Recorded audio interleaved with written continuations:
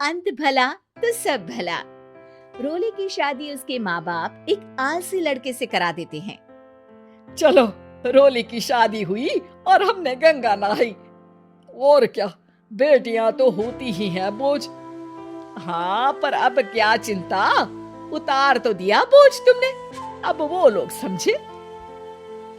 ससुराल में रोली का पति कहता है, देखो, मैं कोई काम नहीं करता, ये बात तुम्हारे मम्मी पापा को बता दी थी मैंने। अब जो किराया आता है दुकान का, उसी से घर का गुजारा करना है। कभी भूल से भी कोशिश ना करना किसी चीज की डिमांड की। क्या मम्मी पापा को पता था कि आप कोई काम नहीं करते? और क्या, बड़ा अच्छे से पता था। उन लोगों को तो तुम बोझ लगती थी, बोल रहे थे कि बस शादी कर लो और कोई मतलब नहीं है। रोली को ये सुनकर बहुत गुस्सा आता है, लेकिन करती भी तो क्या, क्योंकि वो जानती थी कि उसके माता पिता ऐसे ही हैं। जैसे तैसे रोली दिन काट रही थी। रोली को एक प्यारी सी बेटी होती है। धीरे धीरे वो बड़ी होती है और उसके साथ उसकी जरूरतें भी बढ़ती जाती हैं। सुनिए जी, अब तो सिमी बड़ी हो रही है, उसका स्कूल में दाखिला कराना है। मैंने अब तक तो जैसे तैसे समय काट लिया, लेकिन मैं बच्चे की परवरिश में कोई कमी नहीं रखूंगी। अरे क्या है यार, तो लगता है कोई ना कोई काम ढूंढना ही पड़ेगा। अब पति रोज काम की तलाश में जाता और बिना किसी काम के वापस आ जाता। रोली समझ जाती है कि पति के अंदर अब काम करने की क्षमता नहीं है। वो बेटी को उच्च शिक्षा देने के लिए कुछ करना चाहती थी, लेकिन करती तो क्या करती। एक दिन रोली की सहेली कहती है, रोली, मेरी कोई औलाद नहीं है। अगर तू मेरी औलाद को जन्म दे तो मैं तुझे तेरे मुंह मांगे पैसे दूंगी। अरे, तेरी औलाद को मैं कैसे जन्म दे सकती हूँ? सरोगेसी से। बच्चा मेरा और वैभव का ही होगा, लेकिन कोख तेरी होगी। ये संभव है रोली। रोली कुछ सोचकर कहती है, मुझे मंजूर है, लेकिन मैं इसका 2 लाख रुपया लूंगी। अरे कोई बात नहीं, मुझे मंजूर है। रोली खुश हो जाती है कि एक बच्चा पैदा करने का उसे 2 लाख रुपया मिलेगा। वो घर आकर पति को बताती है, वो भी खुश हो जाता है। अब क्या था, डॉक्टर के पास जाकर सहेली का बच्चा रोली की कोख में पलने लगता है।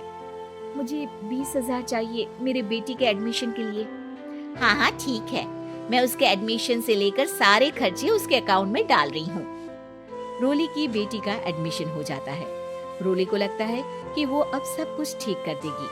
दिन और महीने आगे बढ़ते हैं। अब एक दिन, एक बात कहूँ जी, काश इस बच्चे को मैं रख पाती। मैं अब इससे काफी जुड़ गई हूँ। अरे यार, पता नहीं किसका बच्चा है, अपने पास है ना अपनी मुन्नी। हाँ, लेकिन अब मैं भी इस बच्चे से जुड़ाव फील करने लगी हूँ। लेकिन मैं ये जानती हूँ कि ये मेरा बच्चा नहीं है। दोनों की जिंदगी ठीक चल रही थी, लेकिन कहते ना कि सुख का पल ज्यादा लंबा नहीं होता। एक दिन रोली की सहेली का फोन आता है। रोली, मुझे अब ये बच्चा नहीं चाहिए, मैं अपने पति को छोड़ रही हूँ। अरे लेकिन मुझे पैसों की जरूरत है, बच्चा तुम्हारा है, मैं क्या करूँगी? सहेली बिना कुछ बोले फोन काट देती है, फोन स्विच ऑफ कर देती है। लेकिन रोली के जीवन का तूफान यही नहीं रुकता। रोली, मैं इतना भार नहीं उठा सकता। आज पढ़ाई का पैसा मांग रही हो, कल को शादी, कॉलेज और पता नहीं क्या क्या। मैं तुम्हें छोड़ रहा हूँ, अपनी बच्ची उठाओ और निकलो इस घर से। अरे पर मैं कर तो रही हूँ ना बच्चे के लिए काम, आप आराम से रहिए ना। क्या काम कर रही हो, देख रहा हूँ मैं। ये छोटा शहर है, यहाँ लोगों को बात बनाते वक्त नहीं लगता। तो मैं क्या करूँ? ज्यादा पढ़ी लिखी नहीं हूँ, कैसे घर के खर्चे चलाऊं? और आप तो काम करना ही नहीं चाहते। हाँ, ना चाहता हूँ और ना ही करूँगा। रोली को पति की बात पर काफी गुस्सा आ जाता है। ठीक है, अगर मेरे जीवन में संघर्ष ही लिखा है तो वही सही। इस वक्त पति होने के नाते आपको मेरा साथ देना चाहिए था, लेकिन नहीं, आपने तो इस हाल में मुझे घर से बाहर निकालने की बात कह डाली। देखो, ये सारी फालतू की बातों के लिए वक्त नहीं है मेरे पास। रोली, जिसकी कोख में किसी और का बच्चा था और साथ छोटी सी बेटी, पति का घर छोड़कर रास्ते पर आ जाती है। रोली के पास मायके के सिवा दूसरा कोई रास्ता नहीं होता। अरे रोली कैसी है? कितने दिनों के लिए आई है? हमेशा के लिए माँ। वो माँ को सारी बात बता देती है। ओए लड़की, इतनी हिम्मत का काम कर लिया। अरे ना ना, यहाँ कोई जगह नहीं है। तुम तो अपना बोरिया बिस्तर उठाओ और निकलो यहाँ से।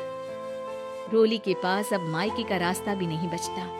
वो चुपचाप बच्ची को लेकर जा रही थी कि उसे दर्द होता है और वो डॉक्टर के पास चली जाती है और फिर वहां वो एक प्यारे से बेटे को जन्म देती है। कितना प्यारा है, कितने अभागे हैं इसके माँ बाप जो इसके पैदा होने पर भी नहीं है। तभी वहां डॉक्टर आ जाती है। रोली, बच्चे के पिता तुमसे मिलना चाहते हैं। आपका बहुत बहुत शुक्रिया। मैं इस बच्चे को पालूंगा, भले ही इसकी माँ ने इसे छोड़ दिया हो, पर मैं अपनी जिम्मेदारी निभाऊंगा। तो क्या आप मुझे इसके पैदा करने के लिए जिन पैसों की बात हुई थी वो भी देंगे? हाँ, और साथ ही आप चाहें तो मेरे घर में रहकर मेरे बच्चे की देखभाल भी कर सकती हैं। मैं उसके लिए आपको सैलरी दे दिया करूंगा। रोली को लगता है कि जैसे भगवान ने उसके लिए सुकून का रास्ता खोल दिया। वो अब मुकेश के साथ उसके घर चली जाती है, जहाँ रहकर वो उस बच्चे की देखरेख करती है। अब मुकेश के घर को रोली अच्छे से संभाल लेती है। उसके लिए खाना बनाने से लेकर बच्चों की देखभाल और घर की देखरेख। धीरे धीरे मुकेश को रोली से प्यार हो जाता है। रोली, तुम्हारी बेटी और मेरा बेटा बिल्कुल भाई बहन की तरह साथ रहते हैं। हाँ, आखिर है तो एक ही कोख के बच्चे, अटैचमेंट तो होगा ही ना। रोली, तुमने घर और मुझे दोनों को संभाल लिया। ये तो मेरा काम है। आपने भी तो मुझे छत दी जिससे मैं अपनी बेटी की पढ़ाई और भविष्य के लिए पैसे जोड़ सकूं। अब रोली, क्या तुम मुझसे शादी करोगी? अब मैं जानता हूँ तुम्हारी भी शादी कुछ खास अच्छी नहीं रही। रोली को मुकेश की बात ठीक लगती है। वो उसे हाँ बोलने की सोच ही रही होती है कि उसके पहले पति का फोन आ जाता है। रोली, मैं बहुत परेशान हूँ। मेरा एक्सीडेंट हो गया है। मैं चाहता हूँ तुम वापस आ जाओ। रोली को पुराने पति की चिंता होने लगती है। वो सोचती है कि वो क्या कर रही थी। हाँ हाँ ठीक है, मैं आ रही हूँ। हाँ रोली, आ जाओ, लेकिन बच्ची को कहीं हॉस्टल में छोड़कर आना, क्योंकि मैं नहीं चाहता कि हम लोगों के बीच फिर से वो सारी बातें हो। रोली को समझ आ जाता है कि पति आज भी सुधरा नहीं है। वो पति के पास जाने से इनकार कर मुकेश को हाँ कर देती है।